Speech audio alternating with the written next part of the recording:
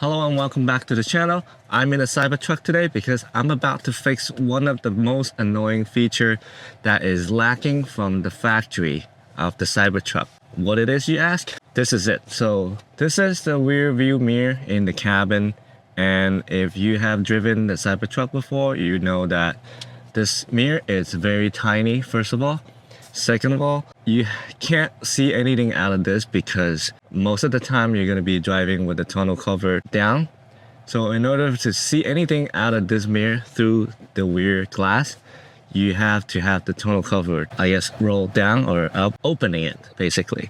So even then, the view is very small, and who drives with that open? Unless, I mean, I've carried mountain bikes that I had it standing straight up or upside down, or I driven short distance with it down. But other than that, you're most likely driving it with it closed. So, I mean, when you drive, right, you do get a little display on the screen, and you can move it. It's slightly bigger.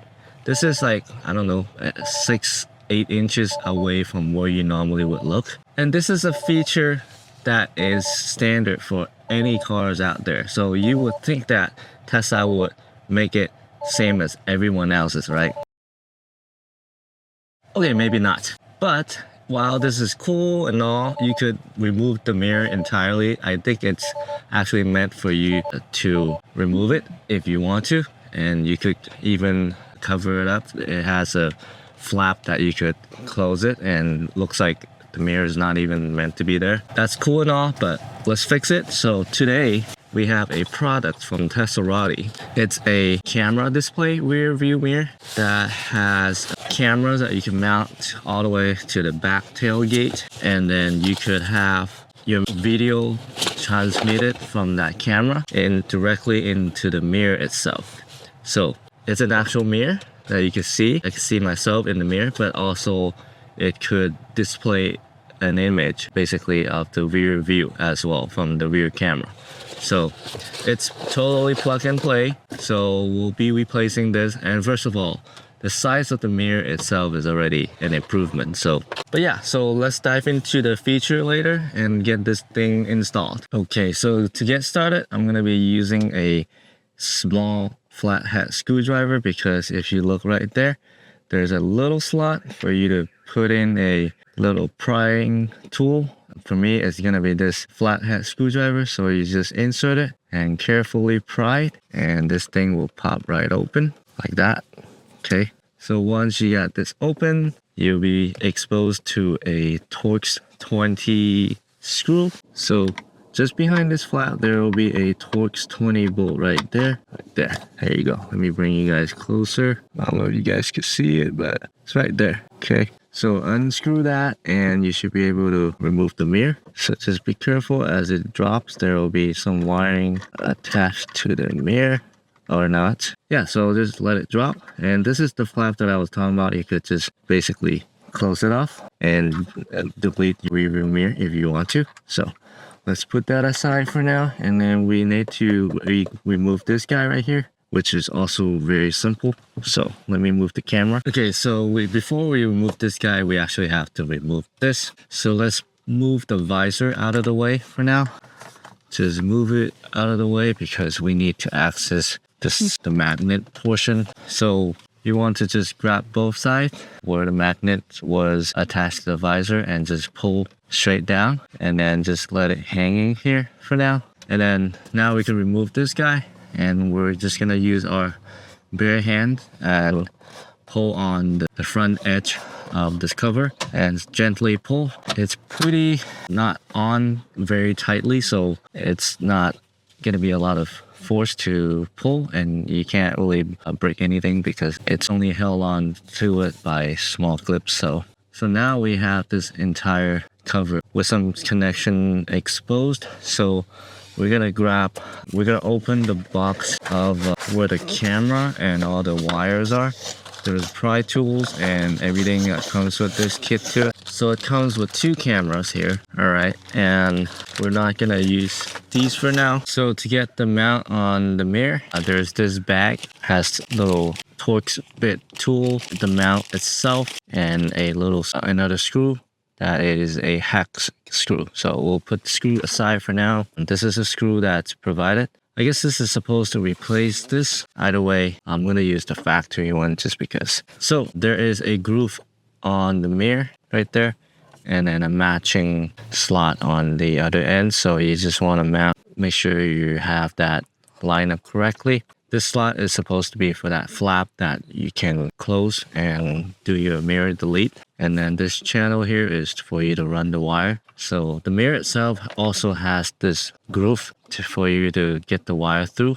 And then this hole, so you probably want to loop all the wire through this hole right here. I'm gonna do it one by one like that. You want to do that first, and you'll know why later, because it won't be very organized if you don't run the wire through here. So yeah, just pull them all through.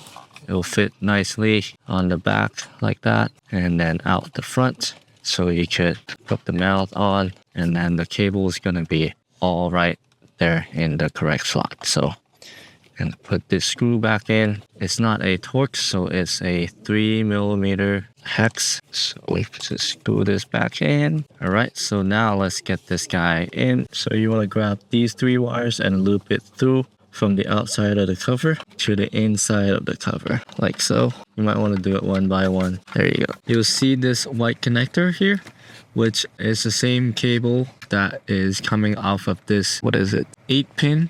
Coming off of this 8-pin connector. See how it splits into the other side where there's this white connector.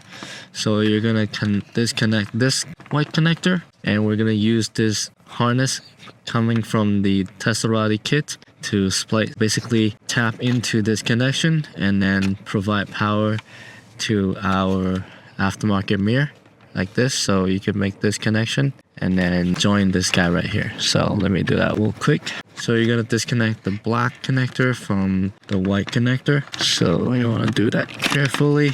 You don't wanna pull on the wire because you might damage the wire. So pull on the connector itself, just like this. Now we have power to our aftermarket mirror from Tesserati. So we'll just line up that little notch and then plug it in like so. All right, so now we'll just tuck everything nice and neat and then put this cover back on. As you can see, the mirror is already powered on. So set time. Oh, it's telling me to set time. So yeah, so I'm gonna clean this up, cover it, and then we'll have these 2 cables sticking out, because this is where we're gonna connect to the actual camera that will live feed to this mirror. So let's do that. All right, so the cover is back on, both of these covers, and then I ran the wire, these 2 cables, just along the left or the right side of this panel. And then for these 2 cables, I just kind of ran it along the right side behind this panel.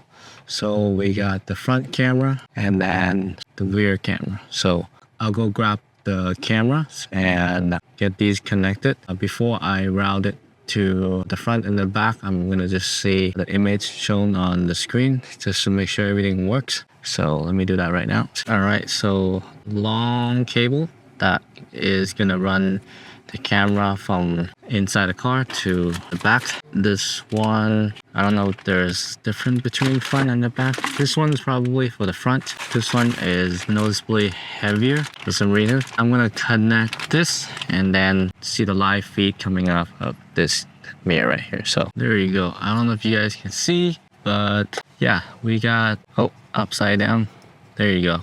Here I am. So this is a wide angle lens, and yeah, so live feed is working. So this is a rear camera. I haven't plugged in the front one yet. So the front, it says front camera no signal. So it's gonna display front on the left and rear on the right, at least by default. I'm not sure if there's settings where you could change it, but you could screenshot it into your micro SD, record mic on and off, lock, start recording. I don't know what that is.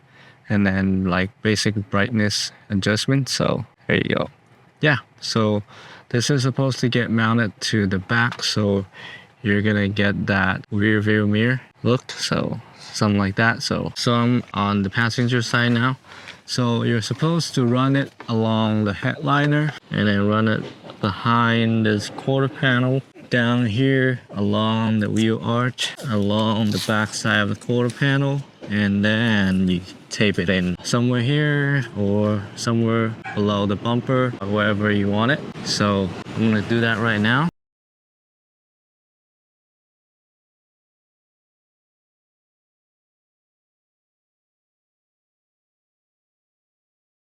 Yeah, I'm just gonna run it along the fender flare like so and clip it right back. Just make sure the cable is inside. There. Yep, the cable is not coming out, so now we can finish it at the back. So it looks like I have a bunch of slack, so I might be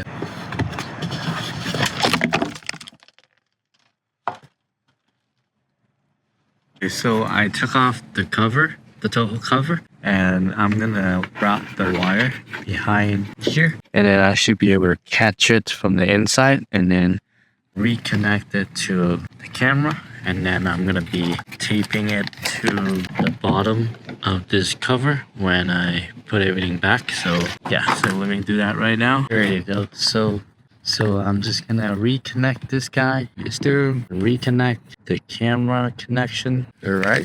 And then we'll put this back on.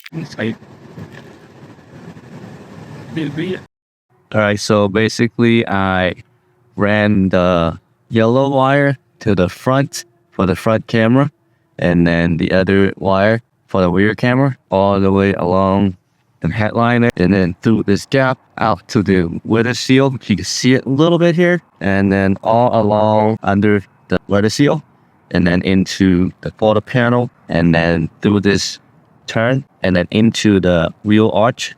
Remove the wheel arch and then run it along the inside of it, and then out here you kind of see it right there, and then it cups along this corner, and then right there somewhere over here above the license plate, I fish it through this gap and then open up this toe cover as you can see in the video earlier, and then have the wire out from the bottom and then mounting the camera right there. So that's the routing I went with. Yeah, you could go back, watch recorded footage, go back to your camera screen, right? And then your settings, your recording setting, auto on, auto off, beeping, locks, screen clock, volume, disable front camera, set your date, set your time, all that stuff. So yeah, so this is the view. So I now have a functional rear view mirror that I can look at and I guess check for cops, check for whatever, check for late breaker, check for tailgaters, all that kind of stuff. Way better than what I have on this screen right here. So yeah, I'm gonna connect the front camera too, and then get it mounted and show you how everything looks at the end, and maybe do some driving too. So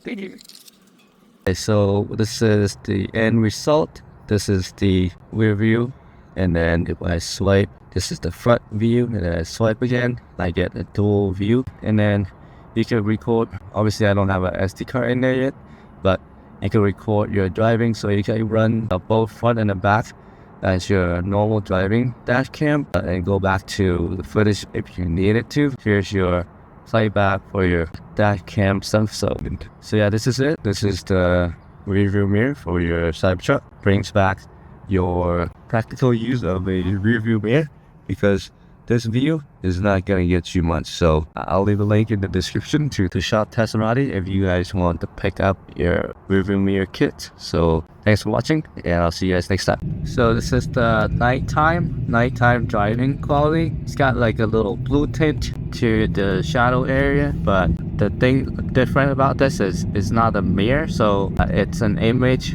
that is transmitted from the camera, so live feeding. So the quality at low light would matter what camera you use, as opposed to if it's just a mirror, it wouldn't make any difference. So that's kind of interesting to know. So it's not too bad. So this is on the freeway with cars following the headlights, kind of a little too bright, as opposed to like if you look at your side mirror. But yeah.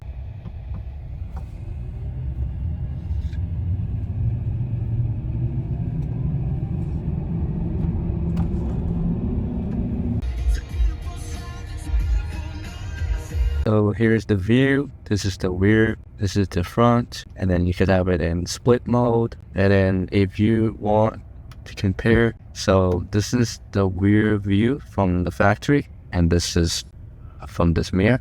You could see more up and down since it won't fit in this view. And then this is the front view. So front view looks like this here, looks like that there. But yeah, so if you have it in the split mode, you can see more vertical because of the ratio, the aspect ratio. So yeah, it's pretty cool.